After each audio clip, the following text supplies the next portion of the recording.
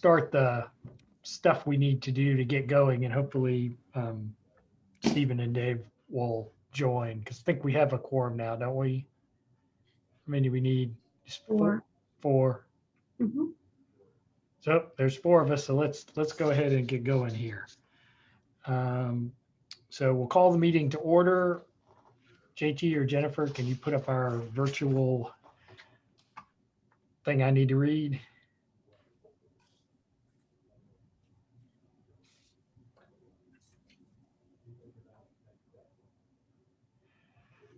Notwithstanding anything in the EDA bylaws to the contrary is permitted under Albemarle County's Continuity of Government Ordinance, Chapter 1283 of the 2020 Acts of the General Assembly, and the resolution of this body adopted on April 21, 2020. We are holding this meeting by real-time electronic means with no authority member physically present, a single central location. All authority members are participating electronically. This meeting is being held in accordance with Section 6 of the county's Continuity of Government Ordinance. All authority members will identify themselves and state their general physical location by electronic means during the roll call, which we will hold next. This meeting is being recorded and will be uploaded to the county's website. The public has real-time audio-visual access to this meeting over Zoom and real-time audio access over telephone, both as provided in the lawfully posted meeting notice. The public is also invited to offer live comment during the meeting's public comment period. Comments are limited to 3 minutes and must be germane to matters on today's agenda. The public is also invited to send question, comments, and suggestions to the authority through the county's Economic Development Office at any time.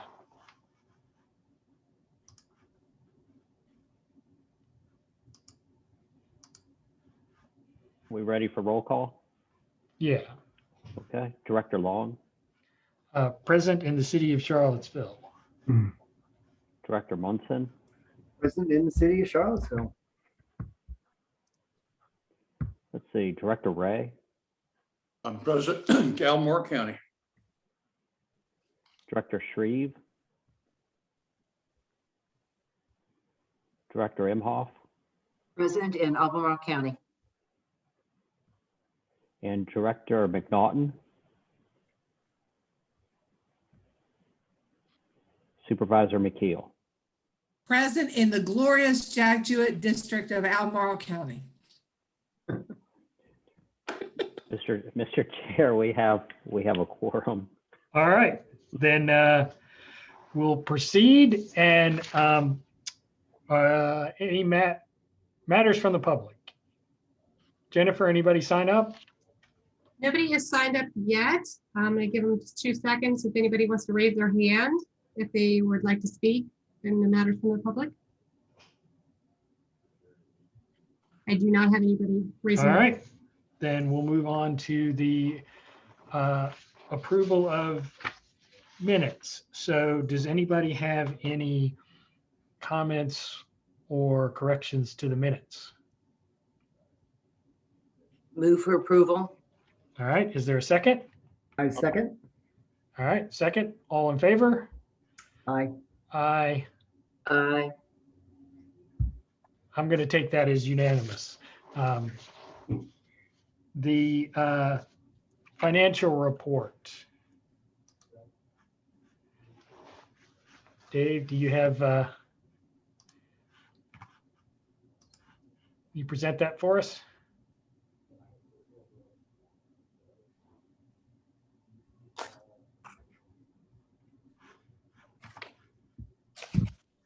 I see Done. Dave's name, but I don't see his picture and he's muted. There we go. Now he's Yes, coming. there we go. All right. I couldn't find the button on my phone, but I think you can see and hear me now. Yep, yep. Okay, good. Operating net revenues are unchanged from the last EDA meeting, $31,391.10.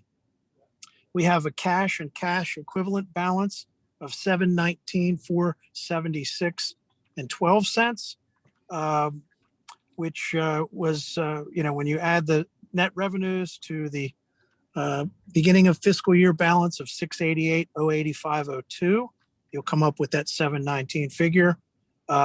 These include, as before, $578,070 in pass-through funds that are unexpended.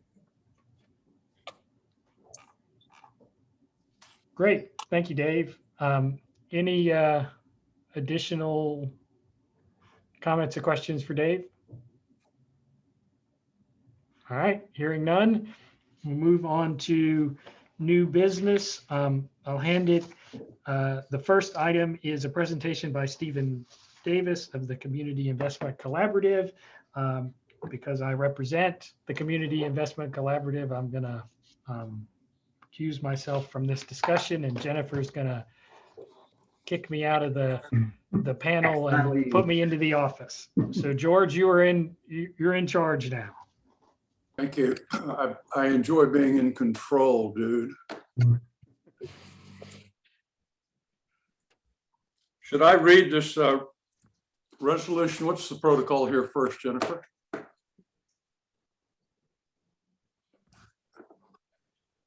Hello? George, I think Mr. Davis has a presentation, Okay. and then a request, and then after Mr. Davis makes the presentation and the request, then we can move to the resolution. Okay, Mr. Davis, if you're online here and listening, you can go ahead with your presentation. Yeah. Good afternoon, everyone. Thank you for the opportunity to present again. It's been close to, I guess, a year and a half or so, or actually closer to 2 years probably since I presented to you after the whirlwind that was 2020. Jennifer, just to confirm, are you steering for me? Is that the, please looks like you are. So you can go ahead and hit next slide. I'm gonna go through the first little bit quickly just as a refresher. A few new members I saw on the call. But CIC, Community Investment Collaborative, is a micro enterprise development organization founded in 2011. We have a mission of helping to grow help under-resourced entrepreneurs grow small businesses. And we partnered with Albemarle County over the years, both in supporting the program for people participating, as well as in creating a microloan fund. And so I'm looking forward to giving you an update on that today. So go ahead, Jennifer, to the next one. Just a quick refresher on our programs, built on 4 pillars: education or training, mentoring, financing, and networking. Hit the next one, Jennifer. We offer a 16-week entrepreneur workshop designed to do 2 things: help people determine if their business is viable, and 2, learn the basics of running a small business. Again, I should have said at the top, our target of under-resourced entrepreneurs means that the target populations include businesses owned by people of color, women-owned businesses, individuals who, when they enter the program, are low to moderate income, meaning they their household earns under the area's median income, and then folks who return to the community after serving time in prison. And so those populations all experience additional barriers to being successful in business beyond the challenge of just running a successful business on your own. So the workshop helps to kind of get folks kind of up to speed and builds that foundation and builds a strong network. Next slide, Jennifer. Mentoring, once they've been through the workshop, they're a part of our network, and we help connect them to mentors and do business advising and counseling throughout the community. The mentors might work with them one-on-one for 3 to 6 months after they requested it, to help them kind of achieve that next goal that they're seeking. Next slide, Jennifer.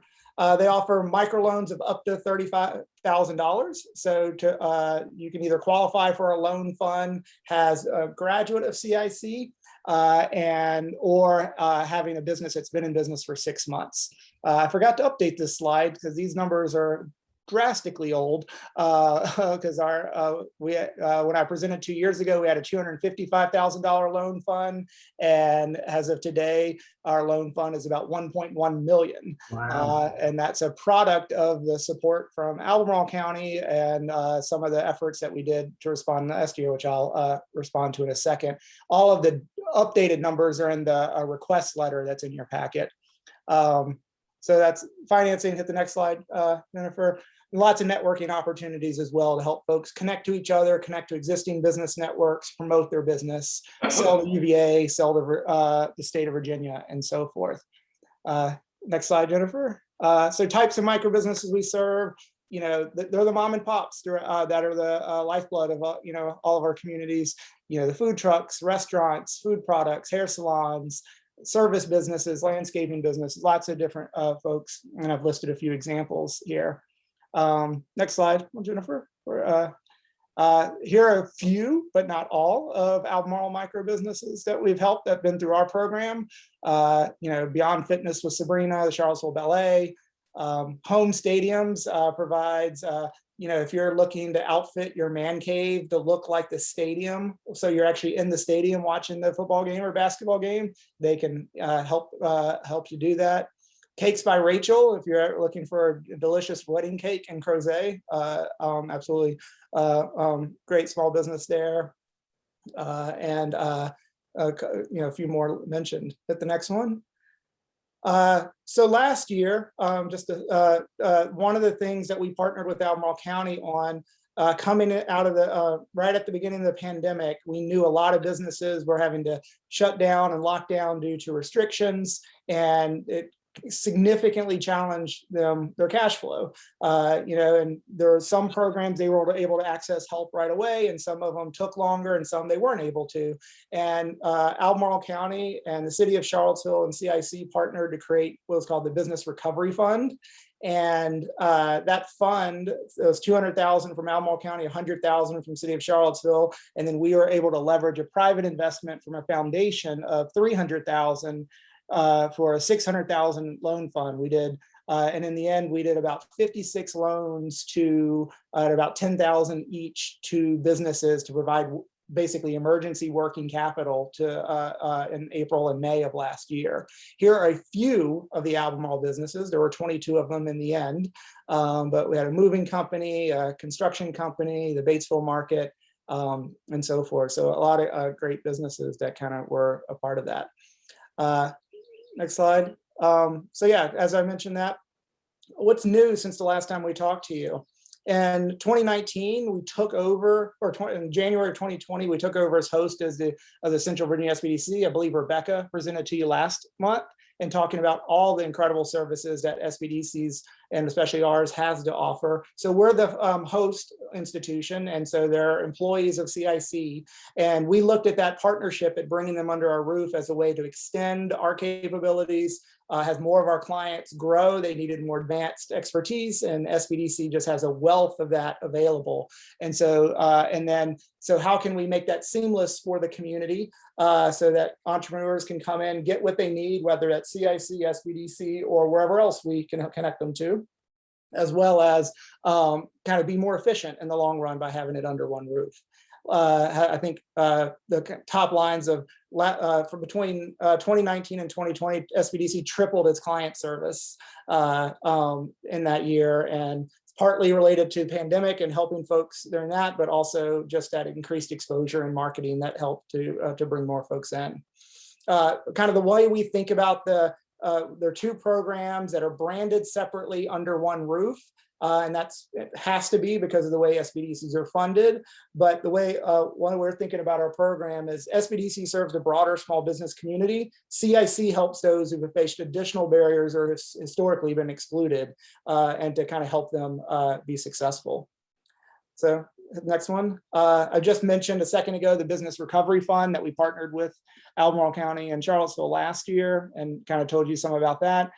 We just chatted through last week that we're going to do a round two because we have about $150,000 in funds available to help folks.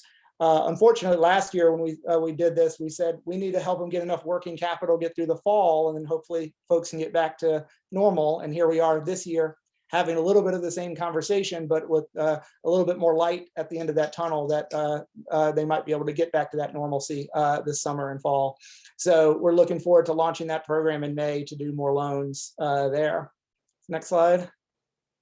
The other big partnership and big thing that we did last year, Albemarle County, I think as all of you are aware, provided business grants to area businesses impacted by the pandemic through the CARES Act funds. We helped manage that fund and basically did all the financial review to certify the economic injury and manage the deployment of those funds and tracking and all of that thing, because we used our loan portal that we had set up to kind of manage it all. And so in addition to Albemarle County, we had partnered with 10 other municipalities in about 6 months, made 800 grants to 800 grants over to close to $12 million. Over half of that was to Albemarle County businesses funded through Albemarle County and the CARES Act funds it received. Side. And the biggest news for this year, and I think I mentioned it when I spoke to you a couple of years ago, in January, we received our certification as a Community Development Finance Institution, or a CDFI. It's a US Department of Treasury certification. It basically says, you primarily serve under-resourced markets, in our case, low to moderate income and African-American owned businesses is the specific certifications we have there, but also follow good lending practices and are eligible for receiving federal awards that could increase our loan fund. And so that's big news for us, a lot of great opportunities that are coming out of it pretty soon. One grant that came from stimulus funds that'll come in the coming months, and then we're applying for some competitive funds later in the year that should continue to grow our loan fund. So our results, I showed you this chart 2 years ago and kind of providing you an update here just on the core CIC programs. This does include SBDC numbers and kind of who we've helped, employees, lending, and so forth. As you can see, when I spoke to you in August of 2019, we had done 600,000 loans, and now it's 1.6 million in loans. So we've had a big year with a lot of growth and so forth. Our repayment rate continues to go up. As we do more loans, we have not seen significantly new losses, and so we're now under 1% in that loss rate as far as loans that have ultimately been discharged. So chart that kind of, always like the hockey stick chart, right? So there's that. Next slide. Also, another thing I'd like to point it out, I haven't updated this since last time, but just as the business is reporting sales, from a survey a year or so ago. And then I know one of the important things is how much, even amongst our CIC businesses that often tend to be the local mom and pops that sell primarily within the county and the region, we still saw a significant, probably about 20% of the businesses report that they sold outside of our region. So bringing in dollars to the region, which is an important part of economic development, I know. So quick stories, L&T Commercial Cleaning Services is one that we helped with the loan fund, including the Albemarle loan fund that was created pre-pandemic. It's a commercial cleaning service. In the pandemic, cleaning services were one of the businesses that grew significantly because the early guidance was, extra cleaning was needed. We've done a couple of small loans and one bigger loan to them, and they've grown, I think, by 6 or 8 employees in the last year as they've taken on some significantly new contracts. And so Chris Harris is the owner of it, and these both went through our workshop and he's benefited from the Albemarle Loan Fund. Hit the next one. Minerals and Mystics used to be Crystal Connection over in Albemarle Square.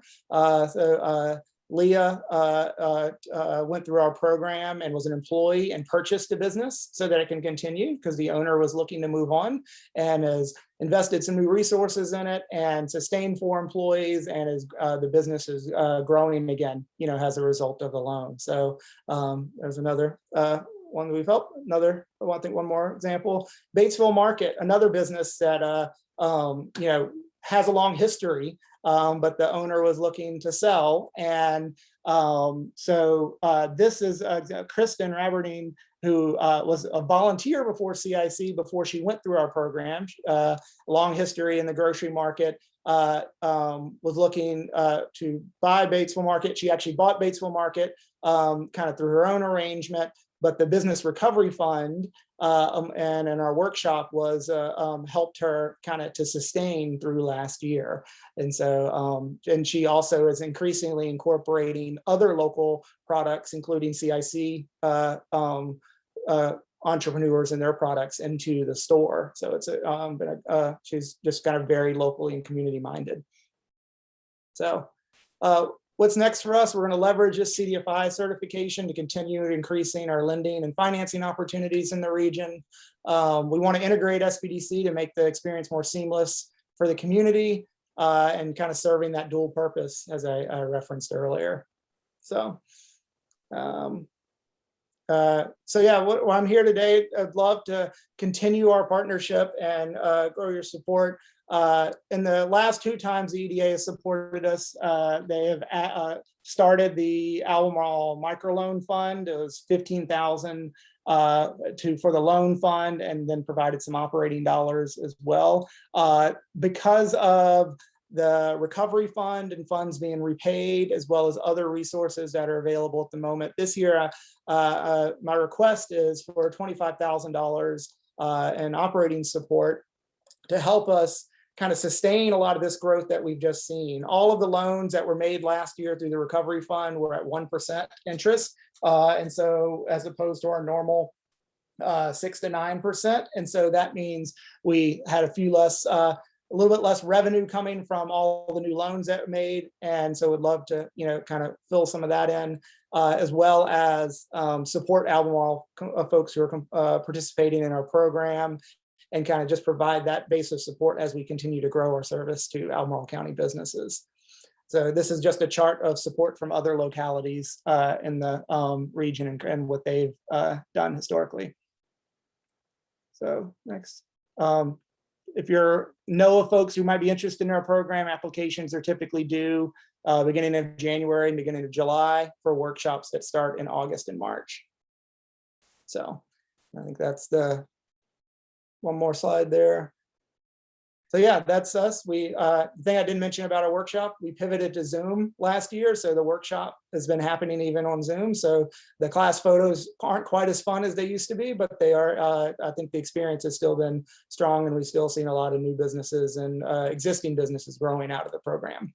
So that's my update. I'd love to answer your questions. Just one quick question. That was great. And I'm not as familiar with your program. Could you tell me a little bit about just, what your staff size is and kind of, Sure. Yeah, that would be great. Yeah. So when I presented to you 2 years ago, we were 5 and now we're 10. And so we've grown, and that's partly the SBDC growth and partly CIC growth. So we have a staff of 10, 4 W-2 employees on the SBDC side, 6 on the CIC side, and then we have 8 or 9 contract business counselors, advisors, or coaches, depending on across a few different programs. And then any given time, 75 to 100 volunteers over the course of a year. So. Stephen, I have a comment and then a question. If I heard you correctly, your default rate or whatever the measure you called it is under 1%. And that's despite the fact that you're really serving customers that can't get loans through normal means because they don't qualify through banks or other lending institutions. And yet your default rate is so low that it even exceeds probably those of the bank. Do you attribute that to the coaching and the mentoring that you do, or some other process? So yeah, I'll answer the question. The hesitation on it is we made a lot of loans in the last year in the middle of the pandemic. And so while, and as Roger knows, all those loans so far are performing, there's probably 8 or 9 of them that we provided some flexibility to. And so I think the first piece is the relationship. Most of our borrowers, but not all, and a growing, or most of our borrowers have been graduates of our workshop. Those who aren't are already in business 6 months. So we see some history and so forth with it. So that relationship is the first point. 2, we work really hard at kind of continuing to engage them and providing that additional support with it. And then the third piece is that we go out of our way to be flexible as long as they're communicating with us. So we have had, I'd had, 2 loans that for like we're up to 6 months behind 2 months ago. And we were about ready to have our illustrious attorney who's watching from afar at the moment send them a letter, and then we kind of, after our final follow-up, heard back from one of them, and they kind of reestablished that payment.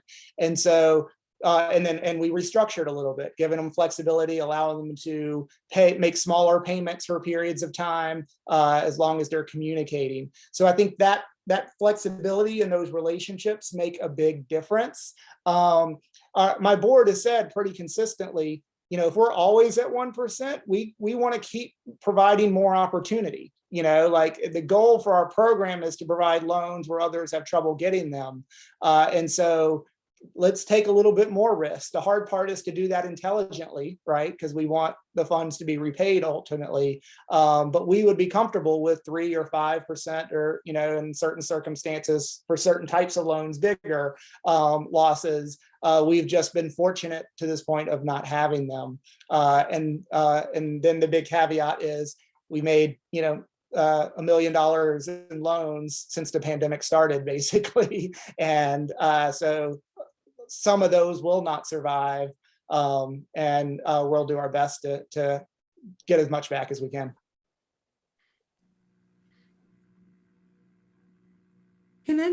Stephen, can I just ask a question? Yep. And maybe I wasn't paying really good attention as you were going through your slides, and your presentation was really great. But did I see that you had some folks that were previously incarcerated? So yeah, one of our target populations is folks who've returned to the community after serving time. We don't ask the question when they enter our program, because they get asked that question every other point of employment. But we learn, and we have folks who send us letters. We get 1 or 2 letters a year from someone who's in jail or in prison who's getting out because they've heard about us through the outreach we've done. And then we have partnerships with the local parole group and others that kind of help. And so our estimate as of about a year ago was about 10 to 12% of our clients have served time at some point in their life. Most of them are not very recent, because if they just got out in the last few months, they're probably really not ready to start a business. They need to stabilize themselves more. But they still experience those barriers 5 years later and are starting a business, and we've helped them. And then we've partnered with Fountain Fund as well on a number of ways, because that's their core population. I don't want to take the time right now, but as the chair of the regional jail, I would love to just connect with you about that offline. Oh, happy to. Great conversation for us to have. Thank you. I know where to find you. So. Okay.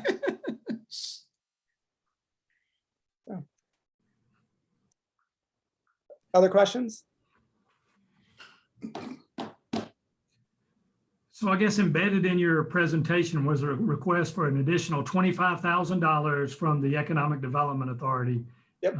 Is that correct, Stephen? Yeah, and I believe a letter was in everyone's packet, if I read the packet right, on just on that request and outlining it.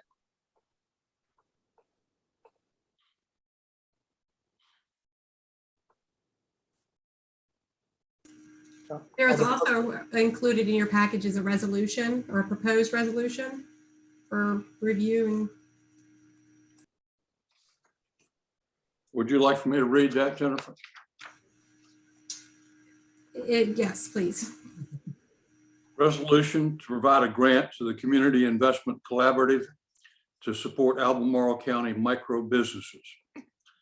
Whereas the Economic Development Authority of Albemarle County, Virginia, the authority has supported the Community Investment Collaborative, the CIC, in its mission to educate under-resourced entrepreneurs and to provide microloans to support such entrepreneurs' business growth and development. And whereas the authority finds the CIC's mission and operations advance and promote economic development in Albemarle County and the surrounding localities, and finds it in the best interest of the county for the CIC to continue its mission.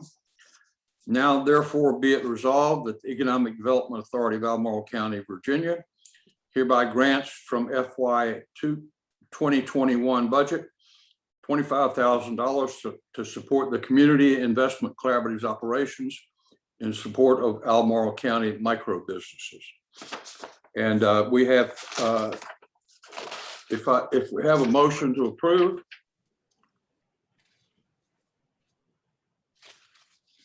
Is there a motion? Stuart, you're muted. So move. Sorry. Did we have a I second? move that we approve the resolution to provide a grant to the Community Investment Collaborative to support Albemarle County micro businesses. Second. I'll second the motion. Oh, well, never mind. Anybody? Is there any further discussion? If All right, not, so- have a roll call. Yes, sir. Director Ray, Yes. Director Shreve, Yes. Director Munson, Yes. Director Imhoff, Yes. and Director McNaughton. Yes. And Director Long was disqualified, so that's unanimous. Mr. Thank you Long, so much. I'll return the chair to you.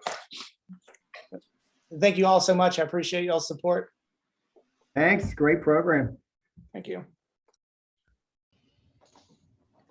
All right, so next, we have a presentation from Kristen Nardi, the Executive Director of the Center for Nonprofit Excellence. Roger, you want to give an introduction here?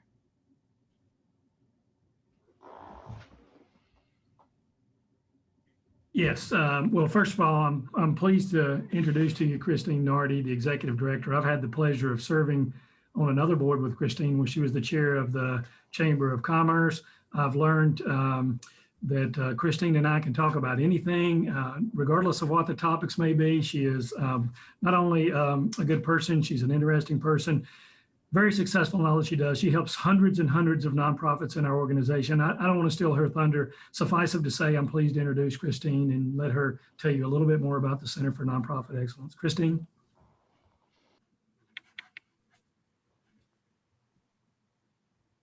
Thank you, Roger, and hello, everyone. I really appreciate the opportunity to be here today.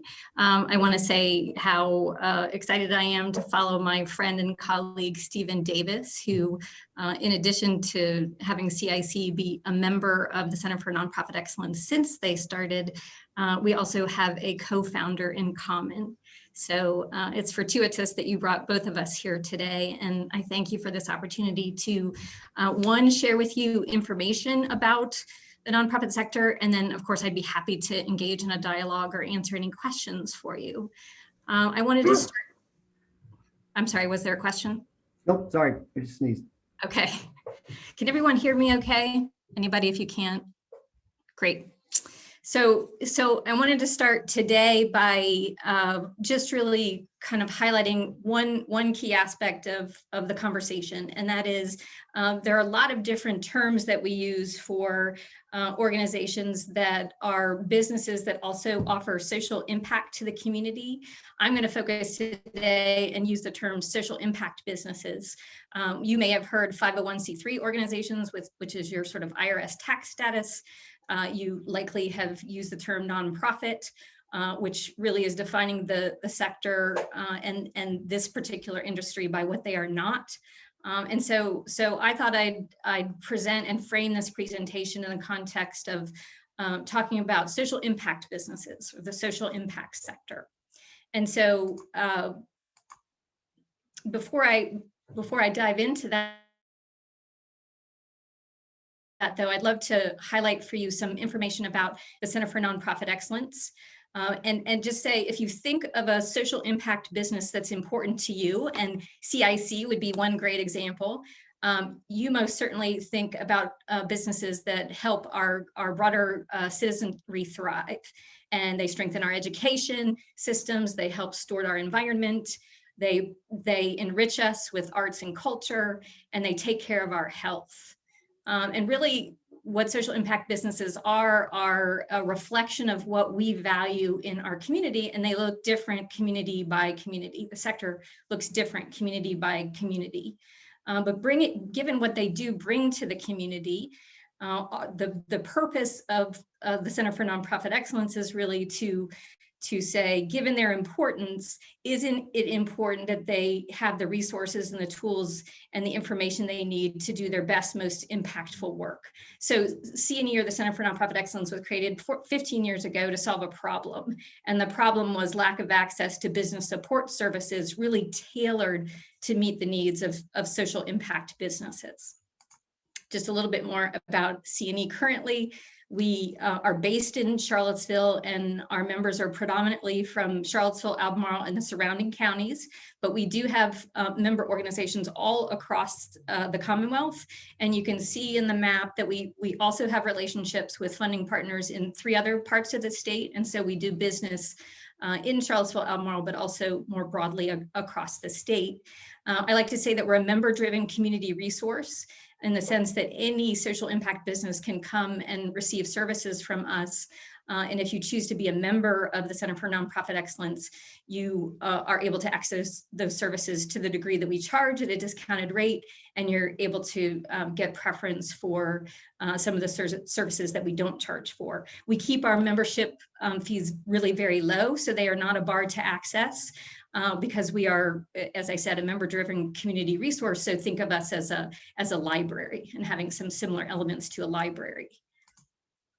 So let me talk a little bit about the framework for social impact businesses.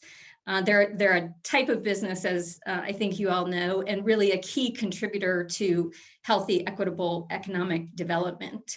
The difference, if you think about social impact businesses, they essentially have a double bottom line. They're required to make profit, like any business is, in order to sustain its operations, but they also are required to achieve a community benefit. So they're essentially owned by the community. And so what that means is they're an economic engine in their own right, but they also, having a healthy, robust social impact sector, really creates conditions ripe for economic development, which I know is kind of a clear focus of the EDA. The social impact sector really ensures that there are specific investments that come into the local economy. I've identified intellectual capital, for example, in terms of leadership, certainly tourist dollars. Many of us know of the arts and culture, social impact businesses that bring tourists into our community. And then also new funds, for example, through state, federal grants that come into the community in order to accomplish important goals that are supportive of economic development, for example, affordable housing, workforce development, and food security. And so when you think about social impact businesses, the interesting thing about our region is that what we have both social impact businesses that focus locally and regionally, but we also have social impact businesses that are based here, but have a national and even in some cases international footprint. So some people are surprised to think about a social impact business on the large size, for example, as CFA Institute or the University of Virginia. Or Monticello, for example, or the Nature Conservancy. And those are social impact businesses that are based in Charlottesville, that employ people in Charlottesville and expend money in the local economy, but they're also really focused nationally and internationally and have the opportunity to bring resources to bear to this region as a result of that positioning. So what we're really seeing across the US as a result of COVID is, of course, economic and social turbulence due to COVID and due to the racial awakening that's happening across our country.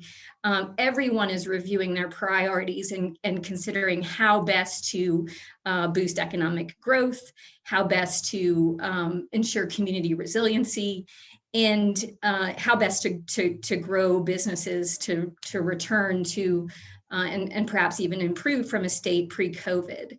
And so what we see in this community is a lot of resilience because I think part and parcel, because we have a strong social impact sector, a strong social impact sector often reflects that you have high net worth individuals who are engaged in philanthropy to sustain the sector, that there is a community that has tourist draws, and social impact businesses certainly contribute to that, and often university towns. And so just to start, what I would say is that social impact sector really is a key partner and a key factor in overall economic prosperity, both because their businesses contributing to the economy, and also because they really are a key factor in attracting new businesses and resources to the region. And I will talk more about that as we go. But first, I wanted to kind of highlight for you some statistics around the social impact sector and social impact businesses in our region. And I will just stop and say that what I'm going to present to you is a combination of local data that we've drawn from our membership at CNE, as well as national data based in 2018 statistics having to do with social impact businesses, and in some cases statewide data. It's interesting that the data on social impact businesses isn't as readily collected as it is on the data on for-profit businesses, and the data, you don't necessarily have it as comprehensively at the community level as you do at the state and the national level. So hence you'll see data being presented in those different contexts. So first, just highlight that again, in this region, we're really harboring and cultivating an extra deep and rich social impact sector. I think it's something that we can really be proud of. We're fortunate as a college town to have a really rich web of social impact businesses that help to knit our communities together. And if you're looking here, you may see that we have kind of a high per capita number of nonprofits in the region. But if you compare the Charlottesville-Albemarle region to some like size regions that have similar characteristics, for example, college towns, Boulder and Burlington, Vermont, and the counties around it, what you'll see is the number of social impact businesses really consistent with what you see in other communities. The other thing I'll say about the data is that social impact businesses, when reporting to the IRS, sometimes, although not all the time, churches that are engaged in social impact activity may file with the IRS. And so you get church-related activities in the data for social impact businesses. So I wanted to be sure to highlight that. So if you talk about the kind of key focus areas for social impact businesses, this really represents cumulative data from all of CNE membership, and it's kind of a point in time example of the ways in which our social impact businesses are engaged in the local economy and engaged in improving and strengthening the quality of life across the region, which as we'll get to shortly, is really critical to attracting and recruiting new businesses, as well as attracting and recruiting a talent pool to stay and invest in this community and in this region. So you can see that the social impact sector really reflects what we as citizens believe are critical to healthy and just and equitable communities, and cuts a wide swath across our region. And then let me just highlight from a size perspective, a key point that I want to make here is that social impact businesses are largely small and medium-sized businesses. And you can actually see, again, the point in time data from CNE membership, as well as the data nationally in terms of how the size of the businesses break down. And by and large, the largest percentage is businesses that have operating budgets of $500,000 or less. So social impact businesses are really small and medium-sized businesses. I want to focus now on social impact businesses as being direct economic engines for our community. And when I say that, what I mean is that if you combine all of the social impact businesses together, they reflect one of our largest employers in the region. And so we're able to slice and dice the data that comes out of Johns Hopkins that's drawn from IRS data to show that approximately 13% of total employment in Charlottesville, Albemarle is represented by social impact businesses.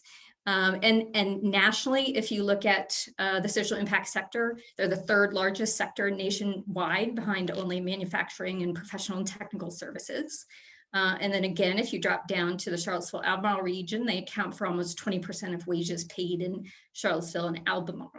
And so really they're a economic engine in their own right, and like small and medium-sized businesses that have the for-profit designation, they are spending money in the local economy. So this is a Virginia statistic that nonprofits or social impact businesses in Virginia spend over $33 billion a year supporting local and state economies, of course, consuming goods and services that create more jobs. And then the last point that I wanted to highlight is, first, remember we talked about social impact businesses being a reflection of what our community deems valuable and important in terms of quality of life. We talked about social impact businesses being economic engines in their own right. And now I want to return back to this question of, if you think prior to 2020 and the pandemic, research was already becoming very clear that quality of life is a key factor in location choices for industries, whether they're startups, whether they're expansions, whether they're relocations with growth potential. And these are industries that are, of course, bringing new money into the regional economy, but the question is why? And what we knew before the pandemic was that more and more businesses are recognizing how important it is to their brand and to the strength and sustainability of their businesses to be in partnership with a vibrant community. And so they can stand out from their competition by engaging in corporate social responsibility. And so doing well by doing good, for example, is the shorthand of that. But secondarily, the idea that social impact businesses can create an environment or an ecosystem around the for-profit sector that allows it to attract talent, because talent more and more is demanding social responsibility from companies. And so if you have a strong social impact sector, it really is demonstrating itself as a differentiator, as a community of choice for many target industries. And who, again, is in the quality of life business? It's social impact businesses. And so, don't believe me about this. I was able to look at the UVA's website on economic development, and this is a quote that I pulled from it earlier today, really talking about the change or the evolution in thinking about economic development and the importance of focusing, as you can see, supporting companies in seeking a skilled and education and sticky talent pool. And really what's important is having a distinct sense of place that attracts and retains workers. And the way that you get that distinct sense of place, one of the key ways that you get that is by having a strong social impact sector. And just lastly, a couple pieces of data that we've pulled from various recent research. Today, 30% of workers are millennials, baby boomers, of course, reaching and exceeding retirement age. And by 2025, 75% of the workforce will be comprised largely of millennials.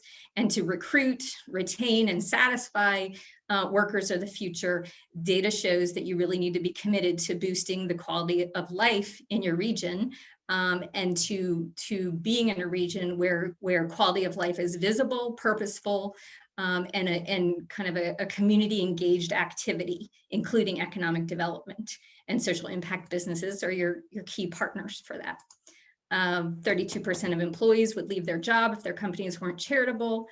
And these are statistics coming from Forbes magazine.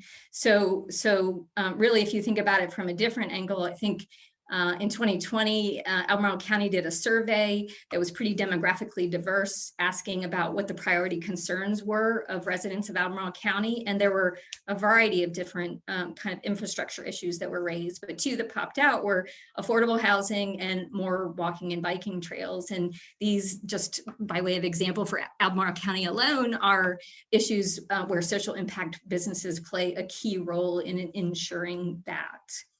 So this, as you can see, is a crystal ball. As we emerge from the pandemic and from social justice unrest and economic displacement, we're all really sensitive to the necessity of having healthy, diverse communities as a foundational element to encouraging businesses to start here, to come here, and also to grow and stay here. And traditional economic development markers like electricity and rail, of course, continue to be important. But as a remote workforce frees the need to be local, and competitiveness is even more about people looking at quality of life factors, both ethical, moral decisions about where they want to be and where they want to live, and where their businesses should be headquartered. So the question that I pose to you all for food for thought is, what's the future of decision-making around employers and workers and about where they want to be and why they want to be there? And an educated guess on my part would be that it's really deeply informed by the quality of the community. And that's what C&E and social impact businesses are really all about.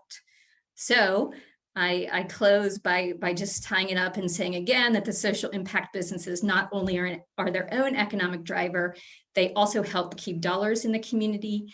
And because they are in the quality of life business, they help bring and anchor new wealth and a talent pool into the region.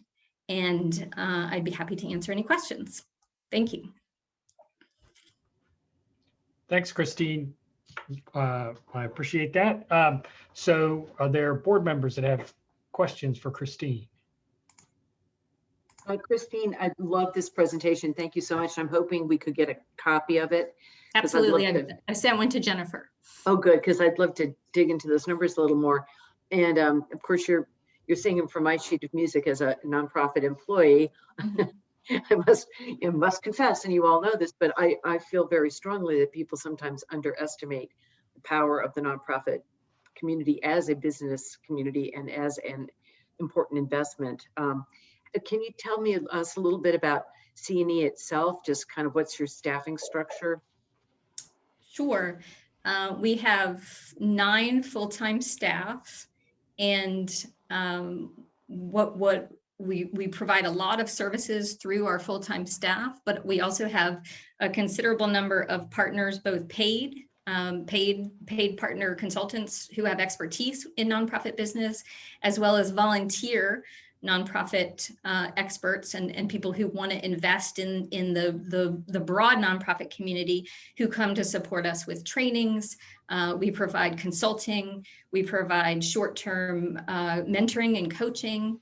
And we also look more broadly at issues that are related to and impact the nonprofit sector, and work hard to educate the community about what social impact businesses need, why they're important, and how to continue to invest in them efficiently and effectively. So we do the education pieces, but we also bring a collective voice together to advocate for issues that are important to the nonprofit sector. So, for example, Stephen talked about the steep increase in the number of loans that they were able to give out through COVID. Our focus through COVID was helping nonprofits in the community understand what federal stimulus dollars were available to the nonprofit community and to social impact businesses, and how to access those dollars so that they could continue to sustain their business operations and not have to lay off, go dark, and close their businesses through the pandemic. So that's just an example of the range of things that we work on with a small but mighty staff based in Charlottesville, but operating in different parts of the state. I hope that answers your question.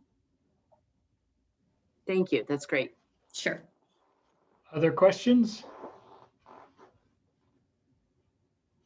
I have Christine, I have one or two. What do you think the biggest barrier that you're seeing social impact businesses dealing with now?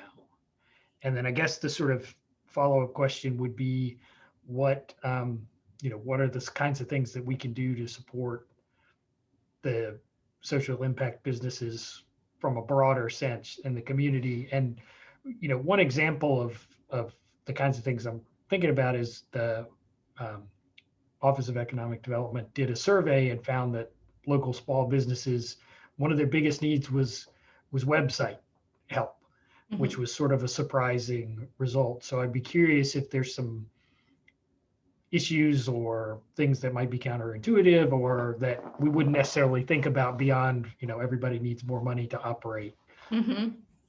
Thanks for those questions. So I will also share with you, we do a nonprofit needs survey annually. And so we just released the results of the most recent nonprofit needs survey, where we had close to 250 social impact businesses, 50% in the Charlottesville Albemarle region and 50% outside, who participated. So I'm glad to share that with you to kind of give you a more nuanced answer to what nonprofit leaders, whether board or staff, are expressing as their key challenges, their key areas where they have need and where they need additional capacity building support or business support in order to meet that need.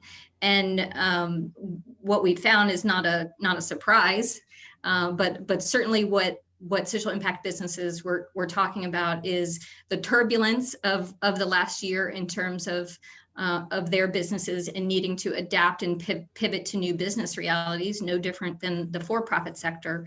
The challenge with the social impact sector is that oftentimes the investors in the business are different than the clients who the business is serving.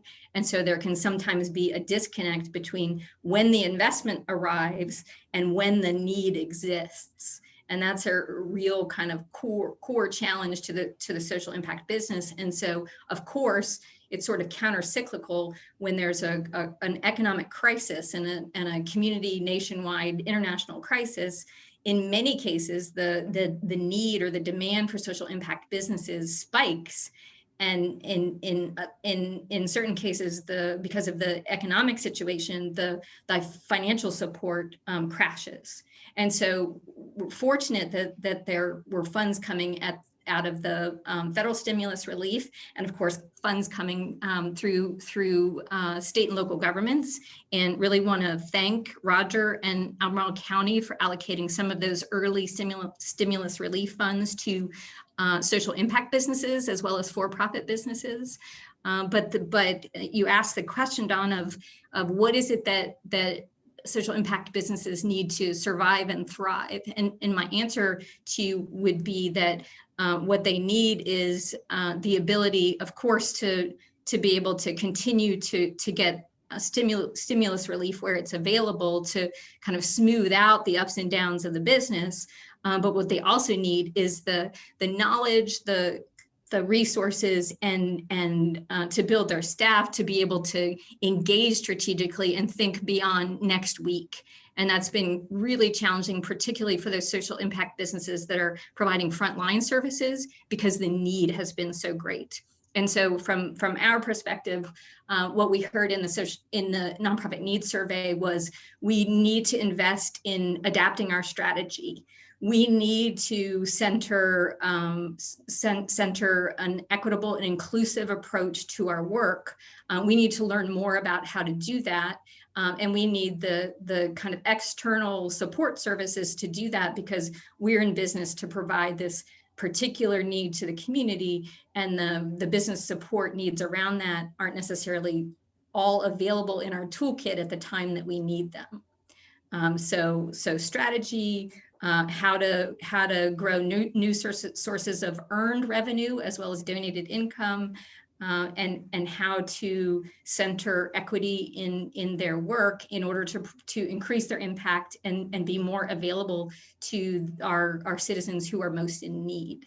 Those are the things that we heard from the survey. On the positive front, and I want to tout this, is one of the, I think, myths about social impact businesses is that they're all run by people who are very charitable in nature, but not particularly business savvy. And of course, we all have different levels of business acumen. But the results of this survey showed us that the predominant number of participants in the survey had, even through the pandemic, at least 3 to 6 months of operating reserves. And that's a marker for us of a healthy, sustainable business. And so that may change given the experience of the pandemic in terms of how much operating reserve social impact businesses feel that they need to have to manage the ups and downs potentially of future crises.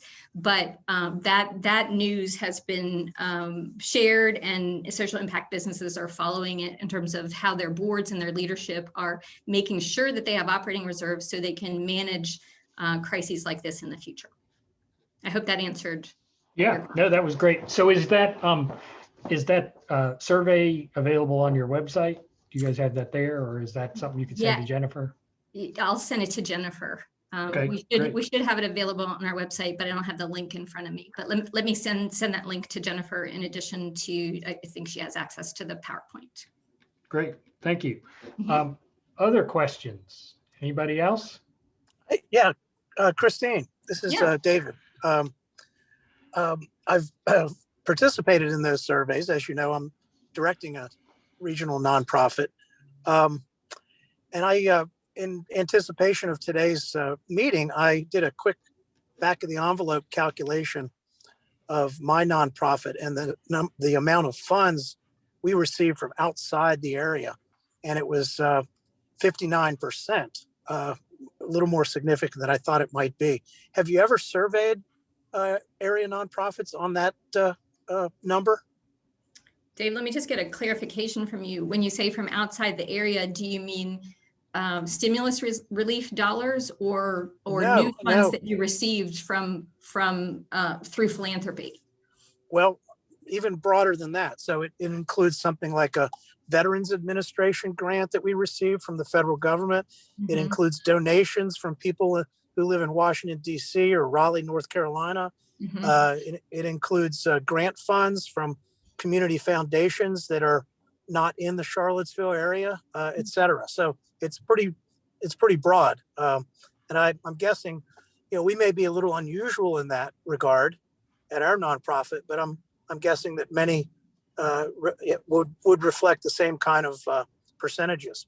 Yes, actually the results of this survey didn't talk about funds beyond, government relief, but I think 87% of those surveyed, which would be radically different from the norm, received some level of government relief through the pandemic. And there's certainly hope and a lot of discussion at the national level that the pandemic will change the way that that funders and governments do business with nonprofits, so that there can be longer term sort of multi-year support, as well as sort of easing some of the ways that the requirements that funders put into play in order to access funds, because of the time and the capacity it takes for those individuals to actually apply for the funds. And one of the good things coming out of the of the pandemic is a real shifting in thinking about the social impact sector as partners, as opposed to as sort of funders that are managers and social impact businesses that are their employees. And there's a deep hope that pivot and change will continue, because it's been very necessary for the response to the pandemic. Thanks. Don, I had just a general comment. If I may, I don't know if I'm supposed to be part of this discussion or not, but I'll jump right in anyway.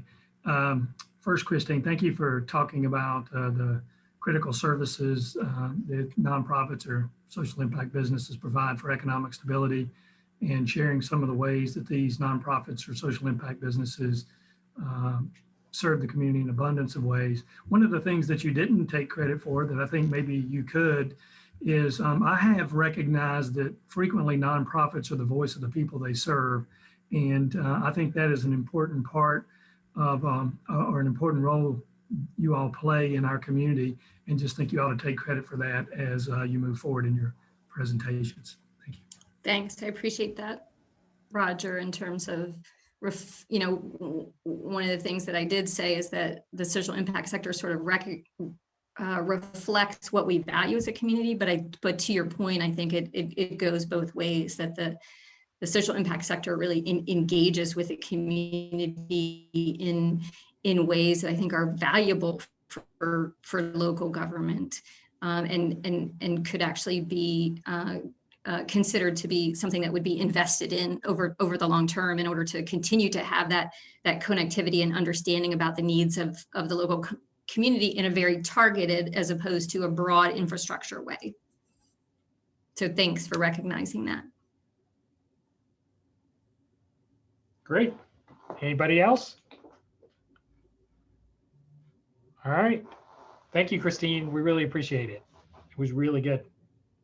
Thanks. I appreciate having the opportunity to speak with you all, and please consider me and CNE a resource moving forward. Great. Thank you. Mm-hmm. All right. So the next item on the agenda is the comprehensive plan update. So this came up at our last meeting, the fact that the county was going through the comprehensive plan, and there were, and then after the meeting, it was shared with me that there are different parts that impact economic development. So I had suggested that we get a copy of the comp plan provided to the EDA members, and that we ought to offer some input into that plan as to how that should happen, or what the right way to do it, or how that fits in with how the county is handling this process. I don't know. I don't know if Roger has gotten any more information. We do have senior county leadership at the meeting who might be able to shed some light on kind of what the timing of the right way for us to weigh in and offer our suggestions. So I'll sort of hand it over to Roger to see if he's got anything, and then maybe Jeff or Doug might be able to give us some guidance too. I'll just say that between the last meeting and this meeting, I was able to connect with folks in the Community Development Department, to include Charles Rapp, to get a better understanding of where we are in the process. And to date, the board has not clearly defined the scope and schedule, so it was hard for him to make any sort of commitment, if you will. Nonetheless, he wanted me to assure this group that the EDA will be part of the engagement process, and your feedback will be incorporated into the comprehensive plan as it moves forward. And I see Mr. Richardson's on here. He may be able to talk to it, or Doug from a more macro level. Roger, thank you. I know Mr. Walker is with this board and with Roger on a little bit more regular basis than I am. And Doug, I would ask you if you have any additional comments to Roger's, if you could step in, it'd be great, sir. Sure, thanks.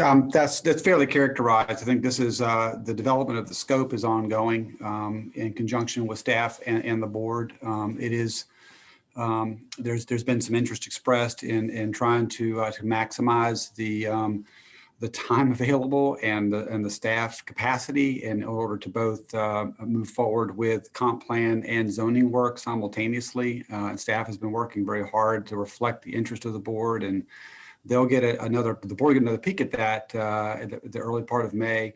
For sure, though, economic development is an understood aspect of the update to the comprehensive plan. And so, however and whenever it kind of fits into the overall work program, it is a topic that is going to get its good attention. And we just don't think we can do that without the involvement of the EDA that's so actively involved. There'll be others, obviously, we'll reach out to. So I'll leave it at that. I'm glad to answer any questions, but stay tuned. Glad to come back and provide updates to the EDA directly as the scope and the timeline is fleshed out.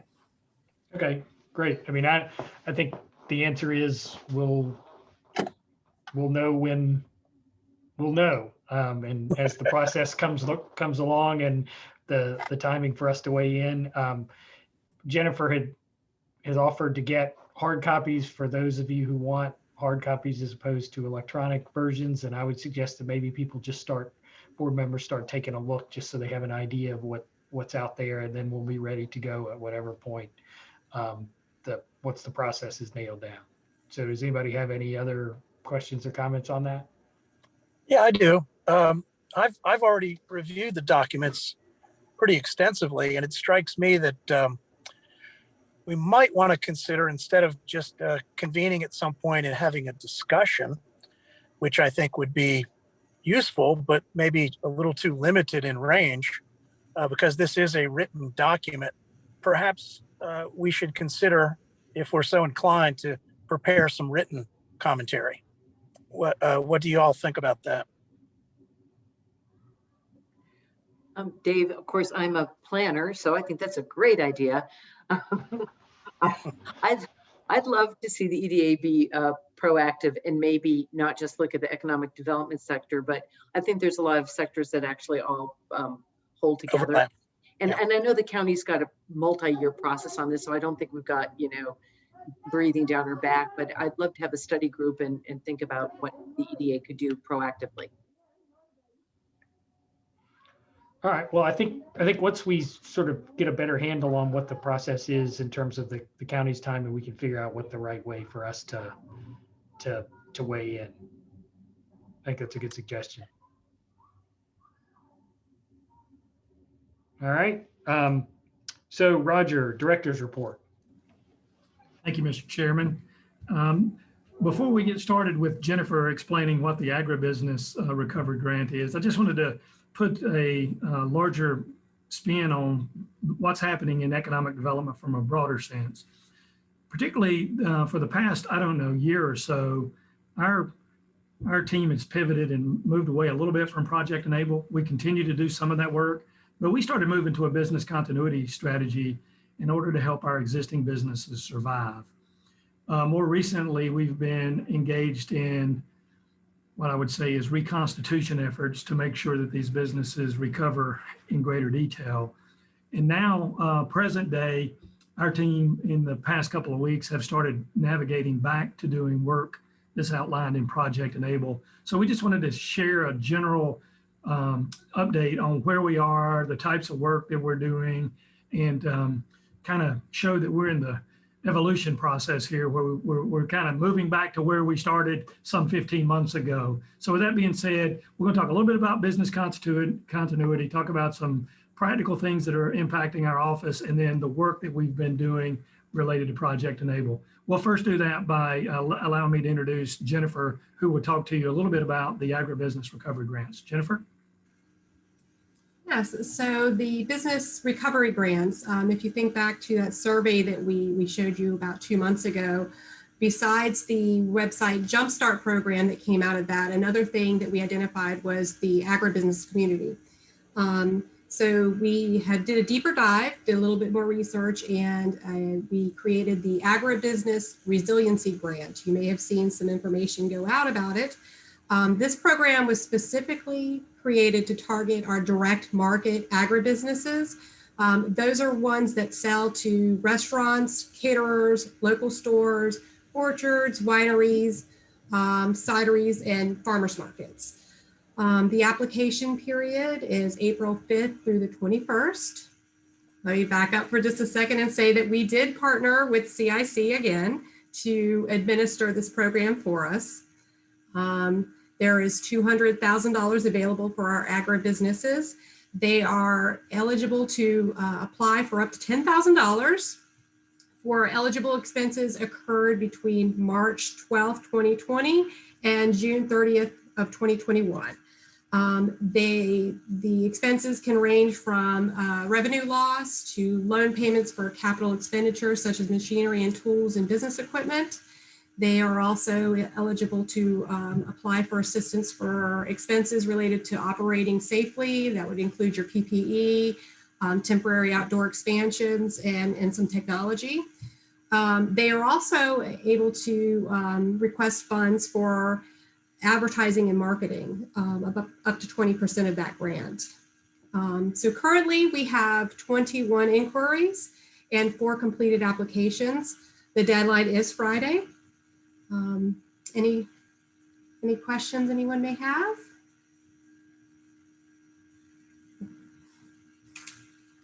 Thank you, Jennifer. I wanted to speak to you about a couple of other ongoing business support activities that we're engaged in. We may not be actively doing these ourselves, but we're partnering with some other folks to make this happen. And one of those is the Restaurant Recovery Fund.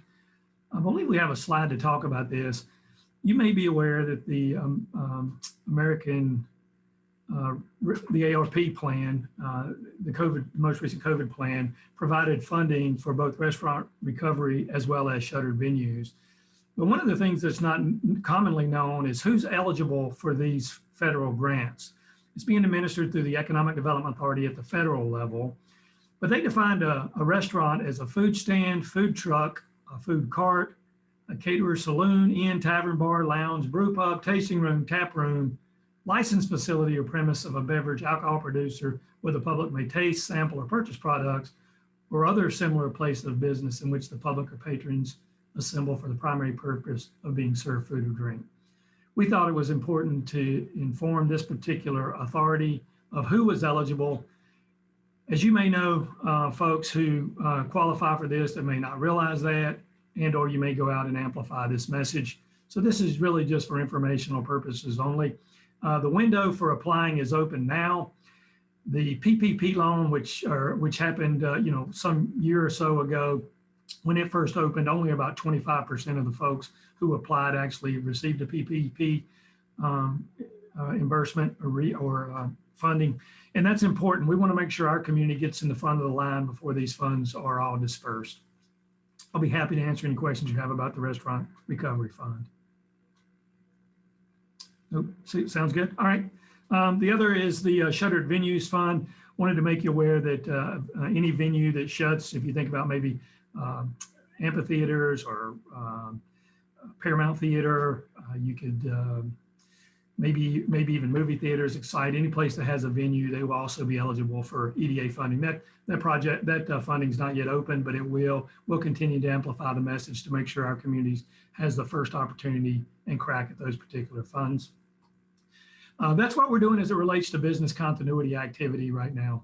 We also know we're still in the web creation program, and we're also continuing to do some of the microloans that you saw earlier. But most of what we're doing is moving from continuity to reconstitution.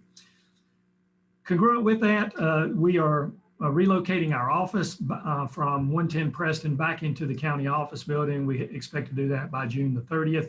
We didn't want one of you to show up our doorstep looking for us and not be able to find us. We hope to start moving as of May the 15th. So if you come knocking at our door and can't find us on Preston, it's because we're in the process of relocating to the county office building.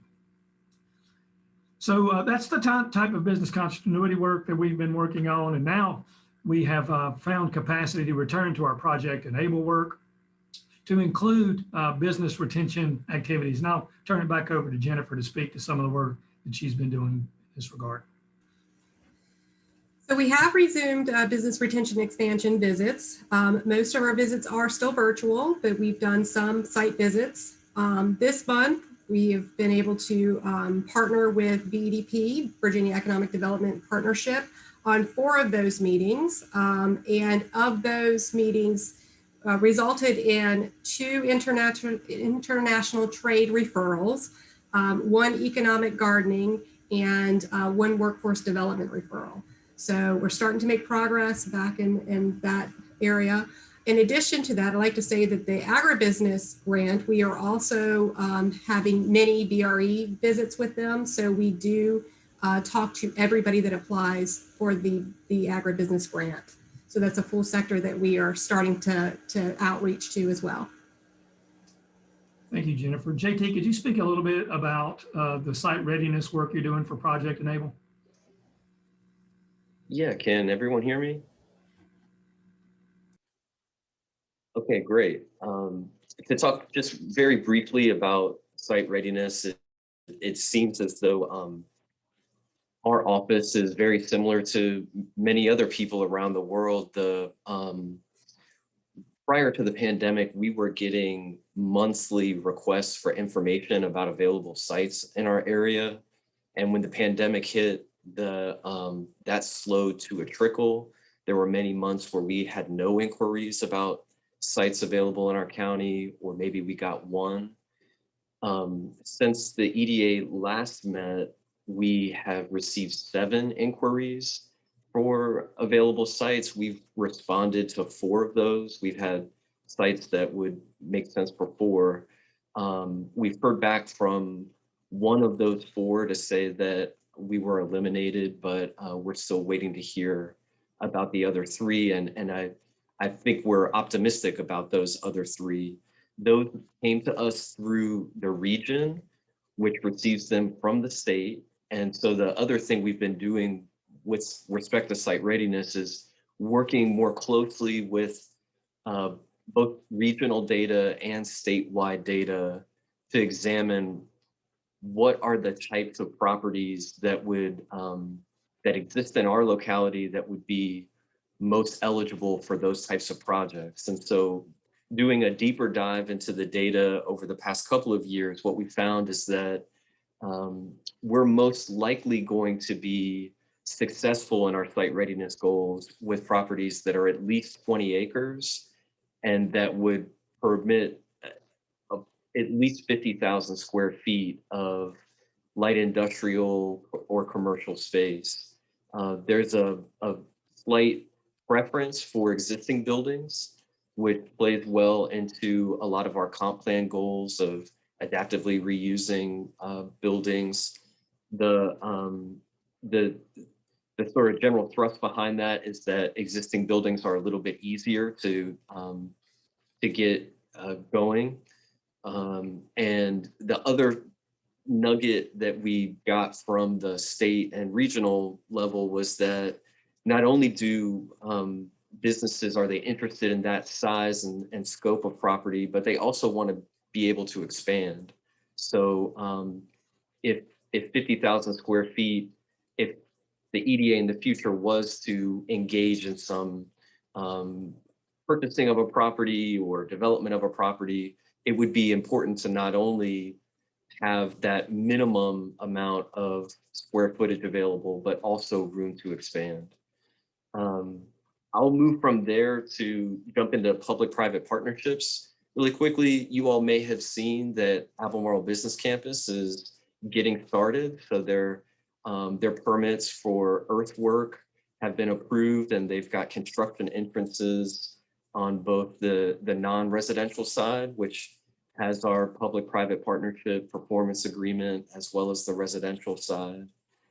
So they're pursuing final site plan approval for the first building there, and we're working to support that project.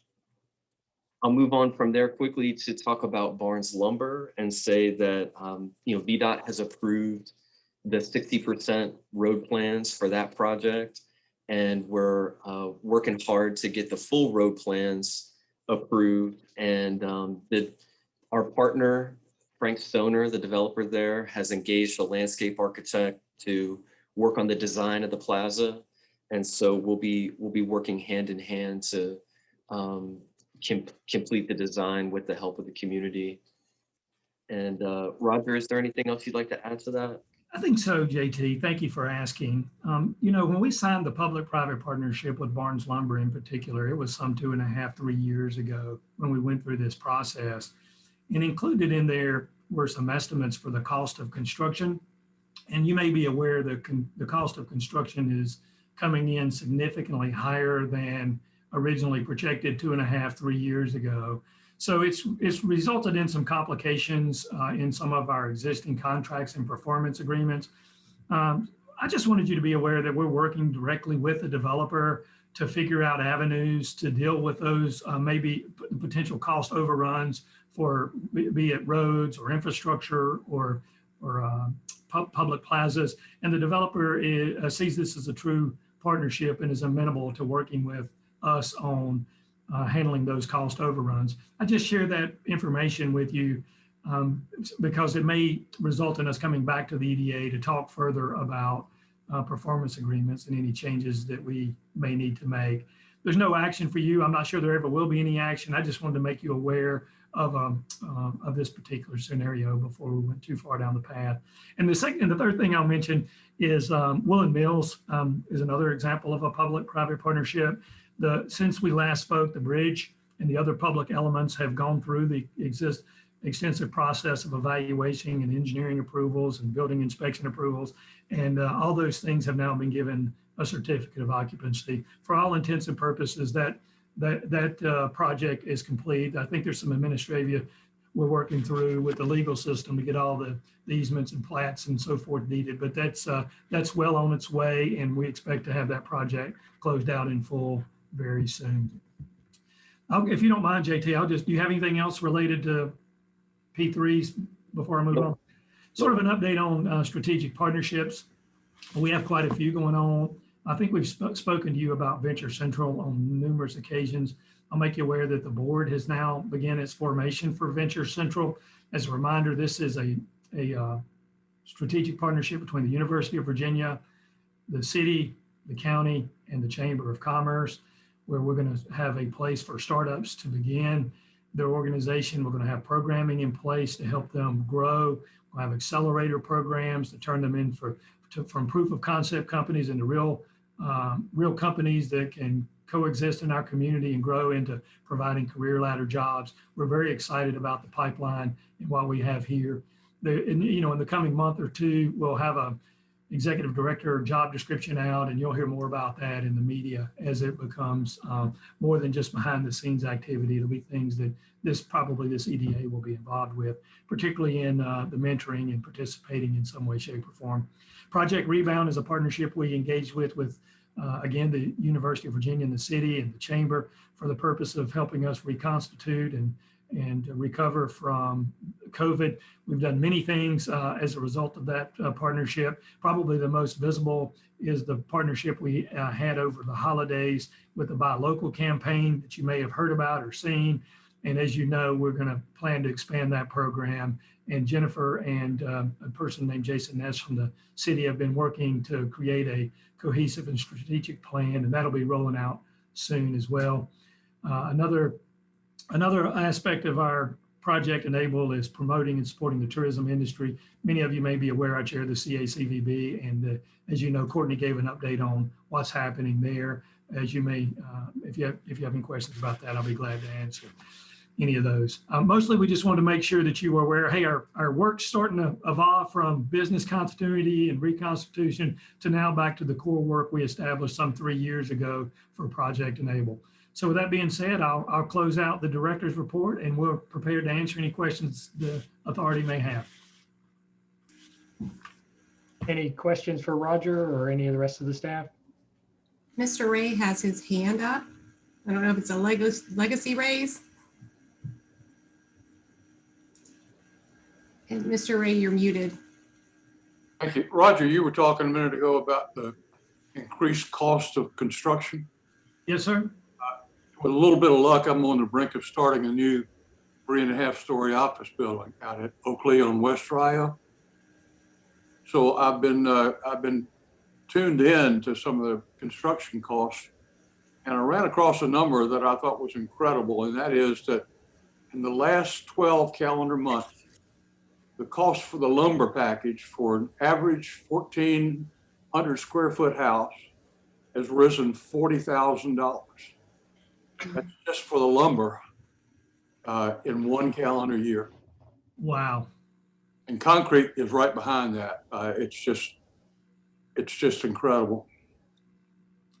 Yeah, it's rising at levels no one could have fully contemplated, I don't believe, a couple of years ago, George, particularly given all that's going on in the world of the pandemic. Thank you for those illustrations. Anything else? Other questions? All right. I have a question. Okay. And I'm sorry I had to jump in though. I should have used the raise hand, I guess. But anyway, this is Diantha. Roger, can you just help update me on when we're talking about site readiness and helping businesses expand? Can you just update me a little bit on where we are with mapping available properties in the county? I know there was some work that was done on that, and I refer to it as mapping, but work on, a few years ago. And I think that stopped, I think it maybe even before the pandemic, but anyway, just a little bit of Sure. information. Be happy to, Supervisor McGill. First, let me say, we started a process a couple of years ago, and there was a gentleman who was absolutely fantastic with technology. His name was Andrew Newble. He was the person spearheading that. Andrew took a job in Texas and moved on. I believe he's in Austin, Texas now. And so that work sort of was sort of left behind. Since that time, we had the pandemic and freezing of 17 or 18 positions, as you're aware, well aware. So there was nobody to pick up that work. As a result of that, our team has been partnering with the Community Development Department to get see what it would cost to have a contractor pick up that particular project and move forward with it. JT, you may be able to speak to this better than me. We provided the scope of work that we believed would be necessary to answer the question you're asking, Supervisor McKeel, and we've submitted that to CDD to include in their bidding of work for some of the land use activities that they're going to be doing with the updated the comprehensive plan. And JT, I ask that if you weigh in, please, to make sure I didn't misspeak or left out any important elements. No, that's absolutely correct. And Supervisor McKeel, that's in reference, if your question is in reference to the inventory, that's everything Roger said is absolutely right. We're soliciting, community development is soliciting consultant bids right now for that work, and we've included a scope of work for that economic development focus. In real time, currently though, we're constantly meeting with property owners to get their properties listed on the state's website to inform all the searches that happen at the state, regional, and local level. There are a lot of private sector tools, LoopNet, CoStar, other commercial real estate websites. So I don't know how many brokers are actively using the state's inventory, but it's a good way to catalog the existing sites that are available now. I'll just really quickly add, Jennifer and I will go out into the community and try to get a sense of what the existing inventory is. There's been a lot of changes in the available space for businesses because we get phone calls on an ongoing basis of where can I expand for those businesses that are expanding, or where could I find a different place that would better match my my customers as my business has continued to evolve. So we're trying to keep an eye on that, both in the long range sense that Roger's speaking to and in the short term sense. For anybody that may be watching this, I'll just reiterate, if you haven't heard us say, we want to work with you to make your space available, known for businesses. We can play a role in helping to connect growing businesses with opportunities you may have available. JT, I know we weren't going to get into this level of detail, but could you speak a little bit about what we're doing with the VEDP and UVA Research Park or North Fork Park as it relates to getting their Tier 4 site cost estimates for infrastructure?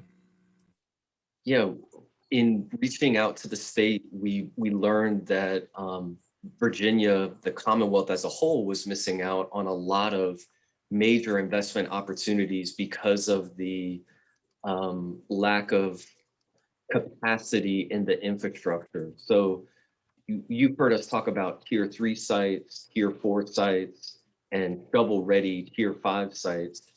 Companies were making major investments only to find out that some of those Tier 4 or Tier 5 sites didn't quite have, these are massive numbers, 2 million gallons of water a day, or 85 megawatts of three-phase electricity.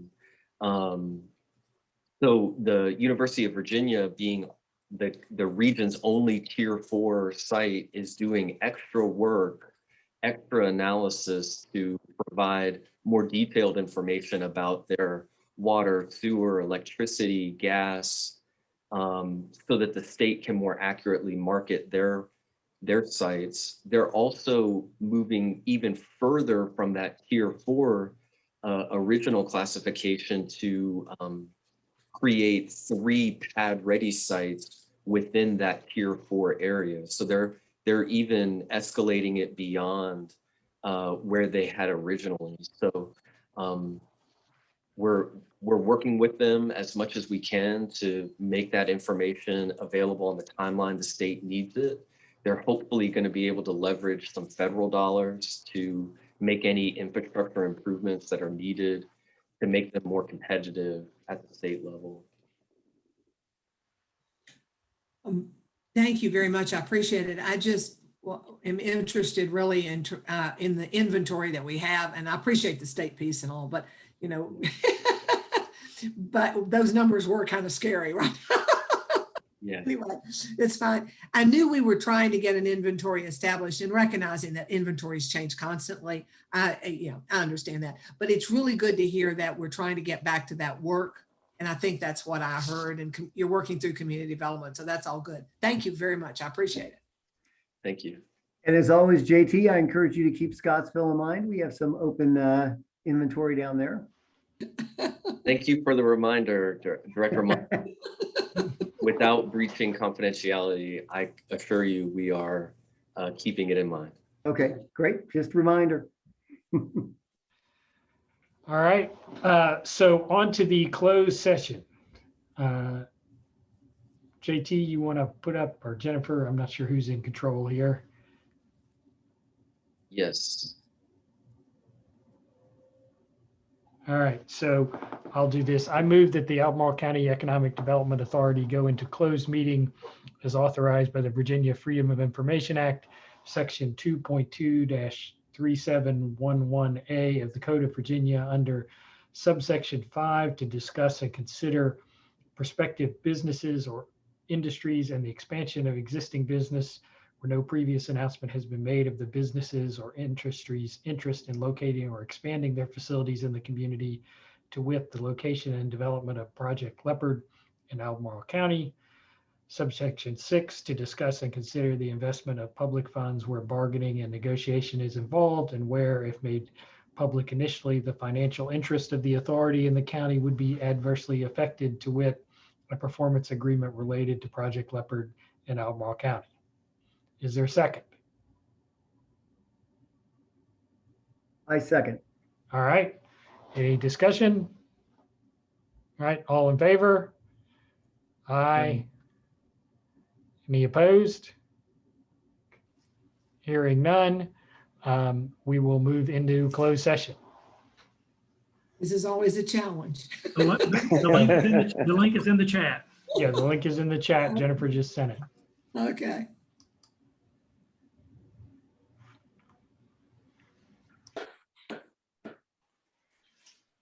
Mr. Ray, I'll text it to you.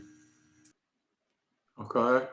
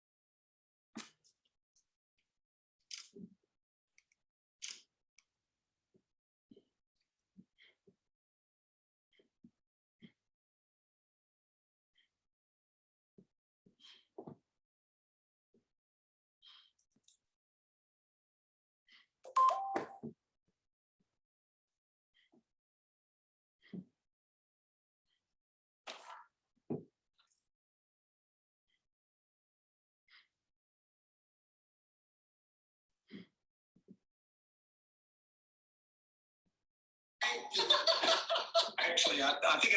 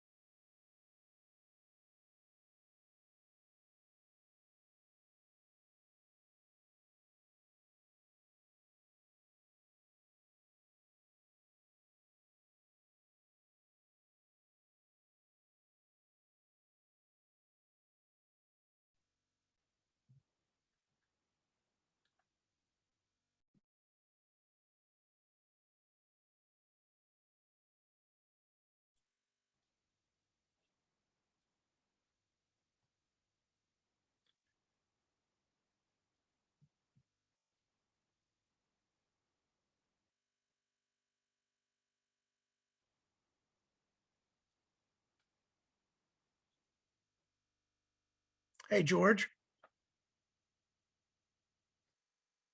You're muted. But Ed is the CEO of Monumos, and he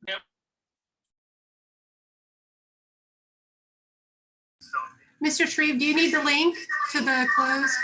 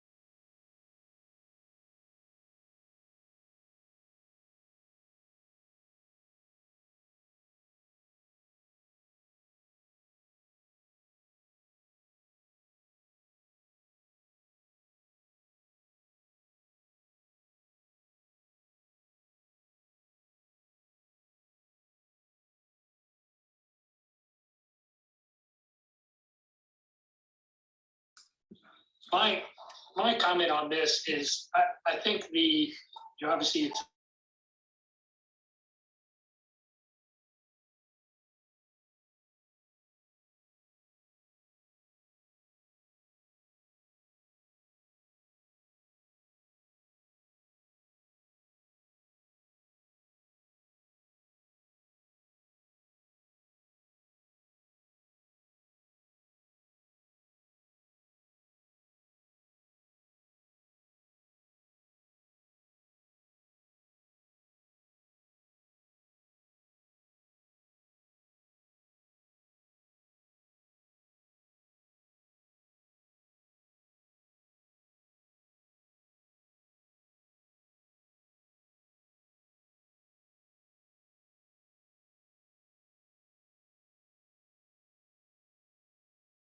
obviously we don't want to get in bidding wars, things like that.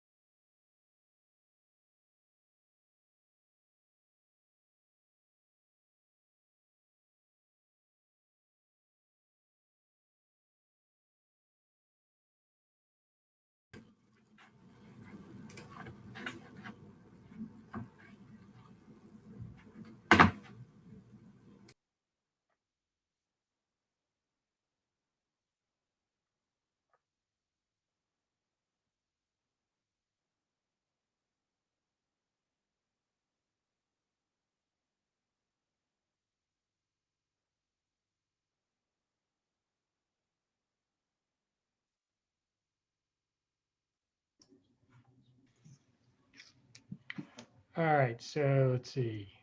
1, 2, 3, 4. All right, so I'm dropping. I didn't know if you needed me for this vote. Are you good? no, I think we're good. Perfect. Thanks, guys. We have the JT, can you put up the Yes, language here? 1 second.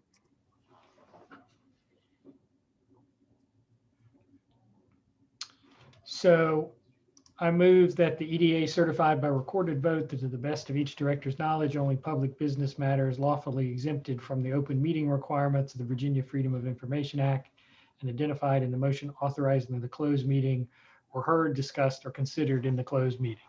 Is there a second? I second. All right. So Richie, you want to call the roll? I will. Director Long, Aye. see, Director Ray. George, did he make it? I read his lips. He said aye. Director Shreve, Aye. Aye. Director Munson. He left. Okay, Director Imhoff, Aye. and I'll call Director McNaughton. I think he left. Yeah. All right. Thank All you, right. everybody. So any other unfinished business, other matters? One question I had, I don't know if we still got the county staff, if Doug or Jeff are still on. I don't know if there've been any discussions about, our next meeting is in May. Have there been any discussions about whether we're going to continue in virtual meetings or how long that might go? I'd just be curious. I can speak to that. Certainly, you should expect to have to be continuing in virtual space in May. Our IMT will be making a recommendation about changing building posture to the county executive here soon, heading into the summer. We had already indicated that we're going to keep our current posture till May the 17th. Okay. So yeah, so you're good through May, and we'll be advising the board and all committees and commissions well in advance of making a change. Okay. Anything else anybody else has? All right. Well, with nothing else, we'll be adjourned. Thanks to everybody. And we'll see everybody on May 18th. Thank you so much. Thanks. Bye. Bye. Bye. Bye now. Take care. Take care.